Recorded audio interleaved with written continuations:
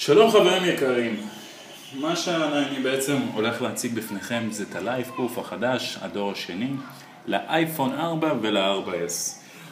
שימו לב, אני בדרך כלל לא נוהג לבקר מוצרים ולא לפרסם ביקורות, אבל בשביל מוצר כזה החלטתי לעשות לכם ביקורת. יותר נכון סקירה שתוכלו קצת לראות את הקייס הזה, קצת להכיר אותו. מדובר על קייס שמגיע מותאם לאייפון 4, 4S. כמובן בקייסים החדשים יש גם טעימות לאייפון 5 שיצא, וכרגע בפיתוח נמצא גם לסמסונג גלקסי 3, שאני מאמין שבעוד כמה חודשים אנחנו נוכל לראות גם קייס אליו. מה שכל כך מיוחד בקייס הזה שהוא מותאם ל4 מצבים. כמו שאתם רואים על האריזה, זה מותאם לשלג, שזה לא כל כך מותאם לארץ החמה שלנו, אלא אם אתם מגיעים לחרמון בשעות החורף, יותר נכון בימי החורף. מותאם לנפילות, כמו שאתם רואים פה, מותאם לבוץ, וכמובן הדבר היותר עיקרי, מותאם למים.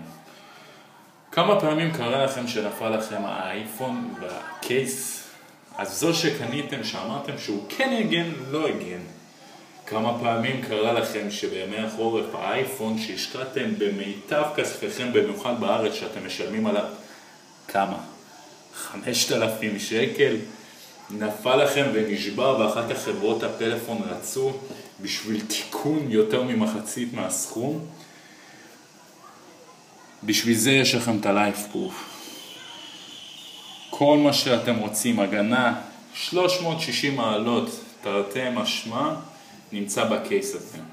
הקייס הזה אומנם טיפה יותר יקר ואתם נאלצים לשלם טיפה יותר מאשר לקייסים הרגילים, אבל הוא מביא לכם הגנה, כמו שכבר אמרתי לכם, מסביב כל דבר, החל מהנפילות הקטנות ביותר עד לנפילה למים. הקייס עולה בחול כ$80, בארץ הוא מגיע טיפה יותר יקר, החל ממחירים של 375 שקל, וזה יכול להגיע עד ל-500 שקל.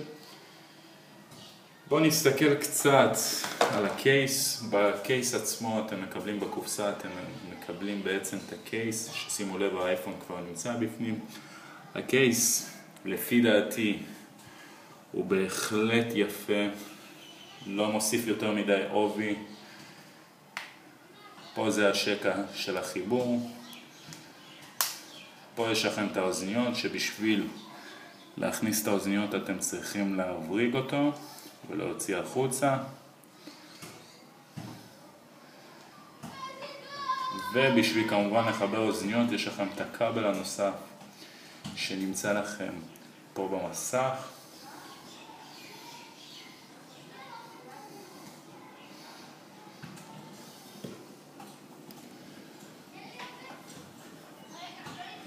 כמובן בשביל לחבר אוזניות או שיחבר לרכב, כל מה שאתם רוצים, זה הכבל הזה. טוב, הדבר שיותר מעניין, בואו נעשה את הבדיקות עם האייפון, בואו נכניס אותו למים, נראה מה יקרה.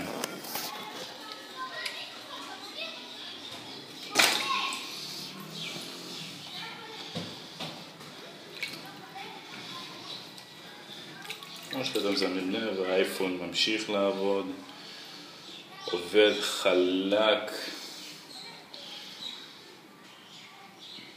פעם ראשונה ששמעתי על הקייס הזה אמרתי לעצמי, אולי המגע לא יישאר כמו שצריך, כמו שאתה מצפה מהאייפון, אבל המגע עדיין חלק, גם עם רטיבות, גם עם הכל. עדיין עובד כמו שאתה מצפה ממנו, כמו שאתה מצפה מאפל. טוב, בואו אנחנו נפעיל מוזיקה. קצת רטיבות עדיין יש, כמו שאתם יודעים. עם מים זה לא יותר מדי לעבוד, כי האייפון עובד על חום. בואו נראה איך זה עובד עם סאונד. כמו שאתם שמים לב, גם עם הקייס עדיין שומעים נפלא, שומעים חזק.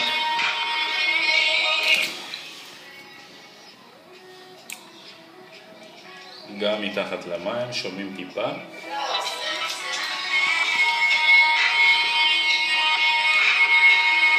החלק שיותר אהבתי, שאתם יכולים עם המצלמה שלכם פשוט תרתי משמע לצלם מתחת למים.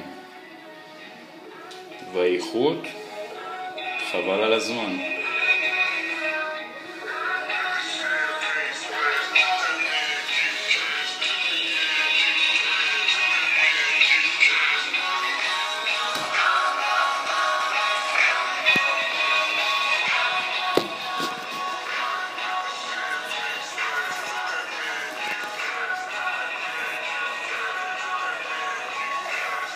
מה שיותר אהבתי בכיסוי הזה שאתם יכולים פשוט לתת לילדים שלכם. בדרך כלל אנחנו בתור מבוגרים אנחנו נרתעים מלהביא את הדברים ואת האייפון היקר שלנו, את האייפון, את האייפד היקר שלנו להביא לילדים.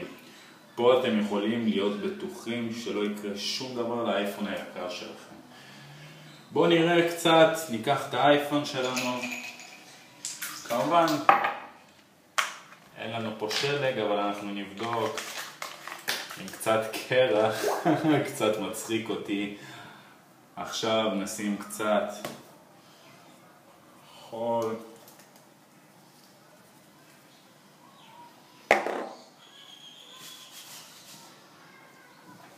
בדרך כלל מצפים שהאייפון לא יעבוד אחרי זה.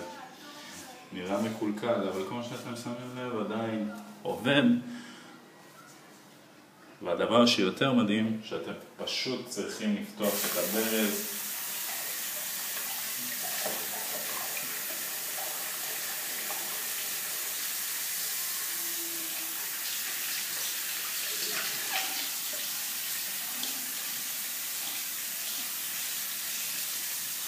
לשטוף את האייפון שלכם כמו שצריך.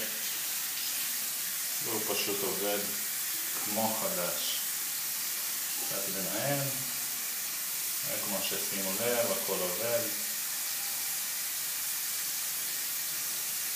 כמו שאתם מצפים מהכיסוי הזה. לסיכום מה שרציתי להגיד, אם יש לכם את $80 האלה, ובלי קשר, גם אם אין לכם, תחסכו ותקנו את הכיסוי הזה.